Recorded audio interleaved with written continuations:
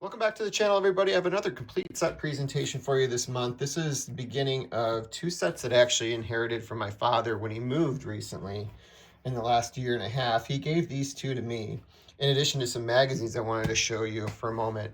So my dad collected baseball when he was a kid, but as an adult, he briefly actually got back into the hobby pretty much at the height of production during the sort of quote-unquote junk wax era. And he really got into the football, collecting football, because of this set in particular, which I'm going to show you in a minute. Is going to be the NFL Pro set from 1989. He has the set from 89 and 90. But I also wanted to see, like, in that grouping of things, we actually had some Beckett card magazines.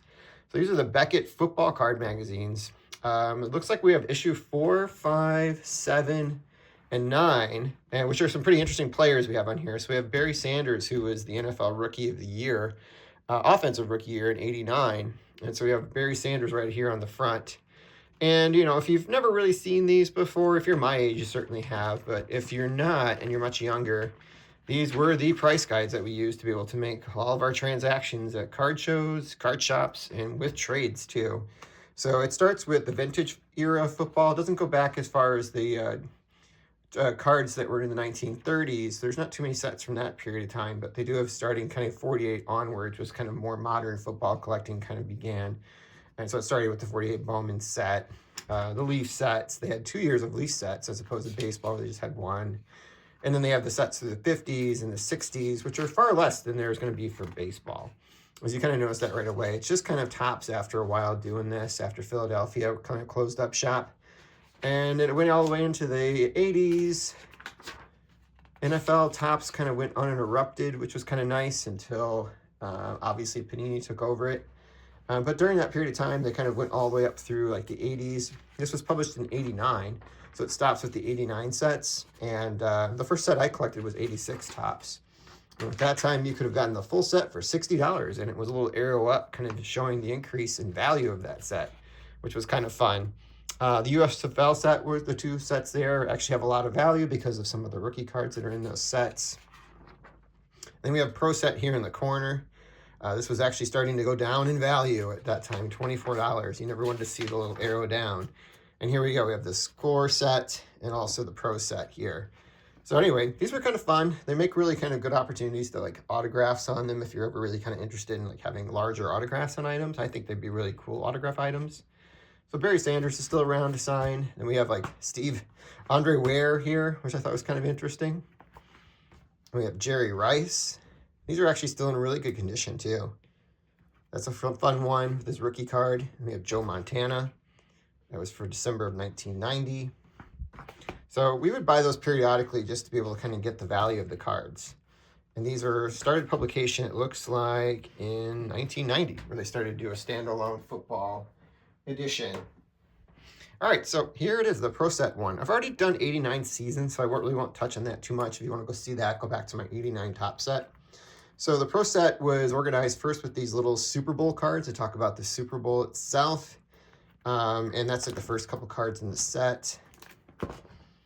And moving on, and then the cards are in alphabetical order. So you can kind of see by the design, these are actually officially merchandised by the NFL. So we have the logo up top here, the conference logo here, here's the NFC, the team name underneath the player, and then we have a nice color image of these players, and the cards are glossy on both the front and the back of the card. Actually more on the front, less than the back, but they have color images on both sides, which really kind of made it stand out at that time as opposed to tops. But in comparison to the Score set, they didn't like stand out in that way. And obviously the Score set has been more popular over time because it was a lower print one. One of the things about the Pro Set is they just printed crap of it.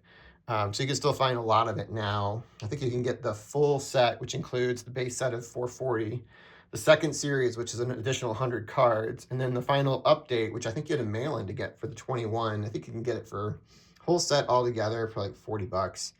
Obviously, if you're going to get some of the ones graded, you're looking at the bigger rookies. We'll kind of point those out as we go through, but it's like Michael Irvin, Deion Sanders, Troy Aikman, Derek Thomas, and Barry Sanders.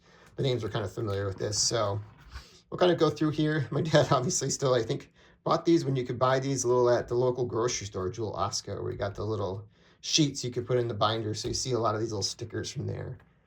And I'll just kind of point out some of the players. They're kind of note as I kind of go through here. Even though I'm not huge football historians, I don't know everything, but I remember some of these players from this time period because I was a fan of the NFL during this era. We got Jim Kelly right there, Andre Reed. And like, see, the colors do alternate sometimes even within teams, which is kind of interesting. So you can't really sort easily by color necessarily to kind of put your teams together. Bruce Smith, you can see on the back here, they have a photograph of the player, his stat line, and a little bio on there for each and every player, which is kind of neat. I got Daryl Talley, pretty good player. I think I saw it. Didn't sure if I pointed out Bruce Smith or not, but he was on the previous page. Thurman Thomas, Marv Levy, local guy here, longtime coach of the Bills. Here we got the Chicago Bears, which are my team. Good old Double D, Dave Dewerson there. Neil Anderson, pretty good running back in that time. Jim McMahon. Bears only won 8 games this year. They started losing a lot of the kind of their key pieces at this point. It was also the first year of free agency too. So they lost a few players there. We got Dan Hampton, Hall of Famer. McMichael, new Hall of Famer. Ron Rivera, I guess, who's interviewing to be the Bears head coach, along with a whole bunch of other guys. Here we got Mike Singletary up there. One of the things you'll know too is their heirs. Some of the heirs are a little bit more scarce than others. I don't know which one was the heir, but there, I see here we have the Hall of Fame mentioned on here and the one without it. My dad was kind of particular to try and get a lot of these cards. The only one he didn't really get was the Santa Claus card, which does hold some value in the 89 set as opposed to the other years. And that one was randomly inserted in packs, I believe, in Series 2. Good old Boomer Esiason up there. We got Anthony Munoz there. Ickey Woods. The Ickey Shuffle.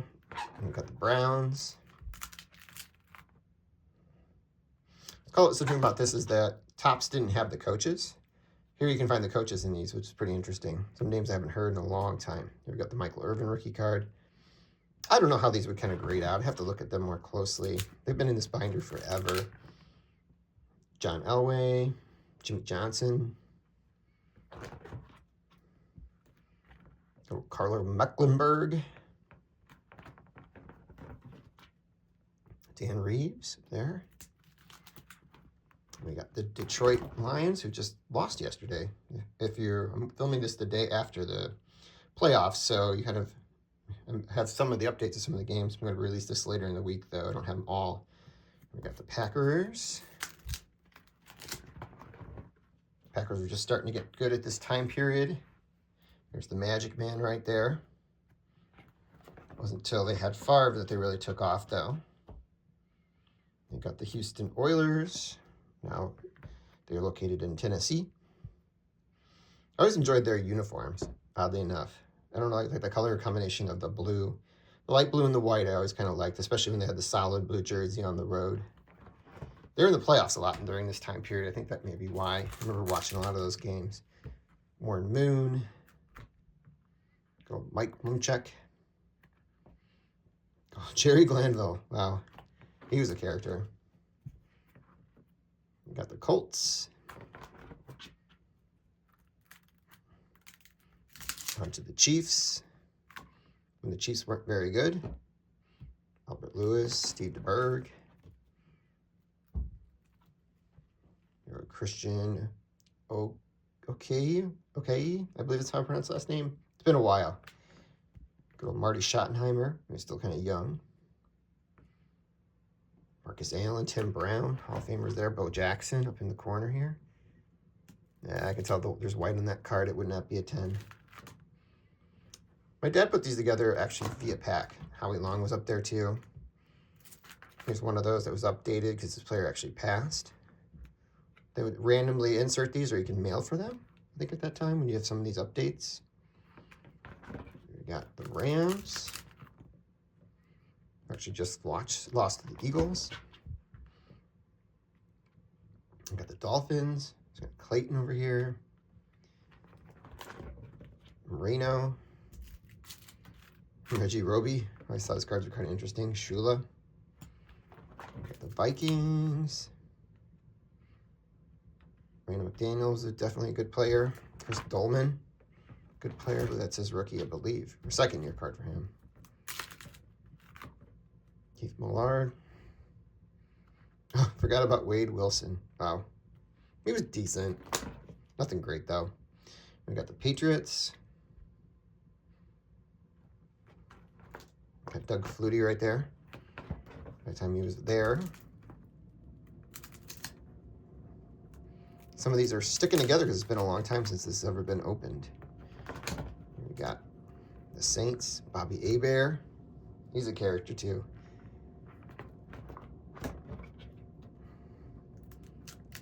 Pat Swilling being a decent player back in the day. Jim Mora, boy. There's a character. We got the Giants. Some fun guys in here, too. Jim Morris was good. Leonard Marshall. Phil Simms, Lawrence Taylor, Bill Parcells. Now we got the New York Jets.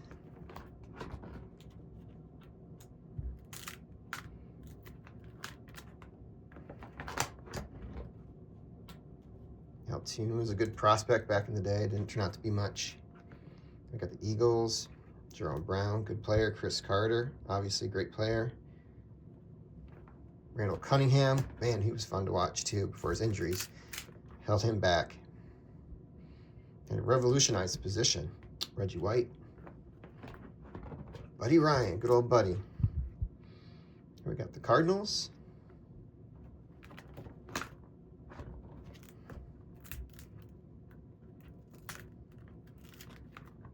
Got the Steelers. Gary Anderson, kicker. Pretty good kicker throughout the history there. Louis Lips is still on there. That's some of the guys still left from their storied history. But pretty much it's already turned over by this point. Got Rod Woodson, really good player here. Chuck Noll. Chargers. Man, I wonder who they'd left on their team by this point. Nobody's really standing out to me. I remember O'Neal was a decent player back in the day. And we got the 49ers. This is going to be loaded with some guys who actually won the Super Bowl. They beat the Denver Broncos this particular season. Craig, definitely a solid running back on that team. We got Ronnie Lott, Charles Haley, Joe Montana, who was the NFL MVP that season. Jerry Rice. Man, I could just see that the little corners are just a little white. It's too bad, man. Some of these are decent centering, too, on some of these. We got Steve Young. It'd have to be 10s for them to really have any value if they don't come back as 10s, unless they're some of the rookies. They really don't hold a lot of value, even if they are some of the rookies, if they're not the right ones. Good luck, because they just printed so much of these. You know, they're like really nice looking cards. Good old Bosworth up there, Steve Largent. This would be good for autographs, too, if you went to shows. We got the Seahawks. Not the Kurt Warner quarterback that we would know later. Too many guys on the Seahawks here. You can see you get later in the set in some of these teams that weren't all that good. They don't produce a lot of cards for them. So here we have, now we're on to Tampa Bay. Another Dreamsicle jerseys here. Vinny Testaverde. We got Washington. Not too far removed from a Super Bowl title. I think they actually won the next season, if I'm not mistaken. Darryl Green, really fast guy. Great corner. Charles Mann, good player. Monk, good player. Ripon had a few good seasons during this time. Doug Williams. And that was the end of the first series, which were the first 440 cards. And the next 100 were also in packs. Here we got, I'm trying to think, I can't remember what they did with some of these. These might have been either omitted players or corrections. I think these are going to be ones that are kind of added to sort of the base ones here, if I'm not mistaken, to kind of extend the team sets. That's what it kind of looks like. We got Chris Collinsworth, William Perry, some names of note on that first page. Eric Dickerson, who was traded, Tony Dorsett with Broncos. Those two cards are actually in decent condition, so fun ones to look at. Ozzie Newsome up here. Bob Golick up there. Didn't realize he was with the Raiders too. Mike Webster towards the end of his career with the Chiefs. Mark Duper wasn't included in the lower set. Man, it's fun looking at these. I haven't seen these in a long time. I remember Pepper Johnson up here in the corner. That was kind of fun. There's names I don't remember all that well. Here we have two different versions of the Jim McMahon being traded. I don't know if one's more common than the other. I don't think they either hold that much value. Same thing with the Gerald Riggs down here. Wilbur Marshall with the Redskins. Which now takes us over to the draft, which is kind of fun. They're not in draft order, but we can point out really some of the big names, because there's definitely big names in 89 sets for the rookies that are like all-time greats. We have Deion Sanders over here, all-time great, obviously. Troy Aikman, one of the all-time great quarterbacks. Got Steve Atwater, good player. Looks like we were missing a draft pick. I don't know why that one was pulled out. Card number 494. I wonder if that was the Barry Sanders that maybe got pulled out. Oh, maybe it's not complete. That'd be bad if we don't have the Barry Sanders in here. Let's see if that's the one that was taken out. Tom Brickett's not the owner of the Cubs.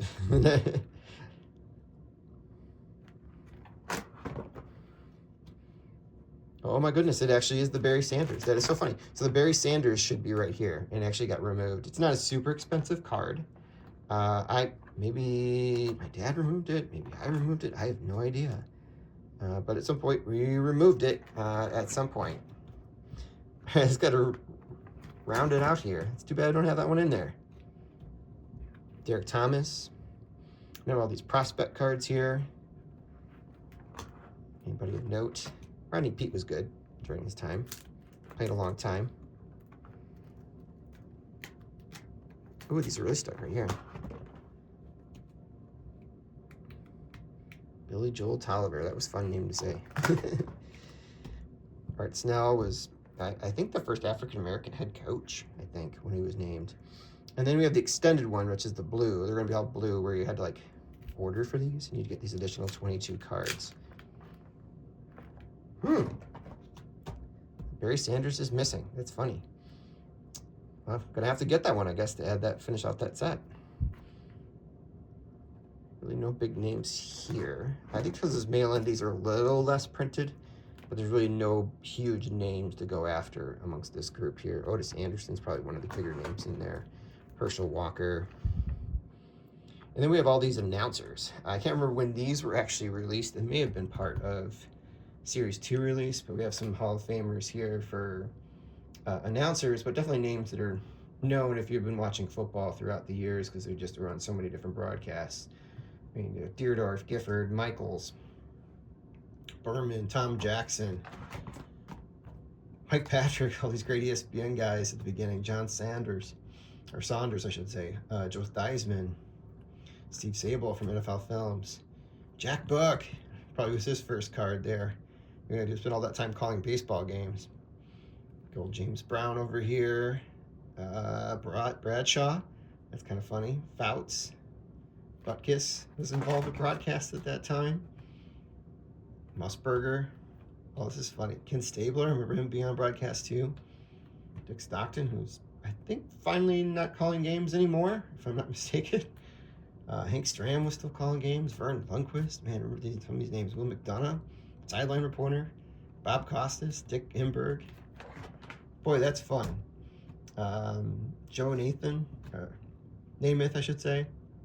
Wow, Bill Walsh was calling games at that point. He was retired as a coach. O.J. Simpson, oh wow, that's an interesting one. Ahmad Rashad, well, that's fun. And then we have a Pete Rozelle card here. So this was also, I think, a mail-in, I think you had to get, if I'm not mistaken, to be able to pick up that card. So that's kind of a fun one too. And then here's my dad kind of keeping track of all the heirs on here. He had a list of all the heirs that he was trying to keep track of to make sure he could try and get all of them. I don't think he was able to get all of them, but I think he got this list actually from NFL Pro Set, if I remember correctly. All right, well, that is it. I hope you guys kind of enjoyed it. I had fun kind of going down through memory lane. A little disappointed couldn't have the Barry Sanders in there, so I don't know when that may have been taken out, but it was taken out. I think I need to reacquire it. It's not an expensive card to be able to finish this off. Might as well just go ahead and get a 9 or something like that to add it in there. All right, so take care, guys. Have a great week.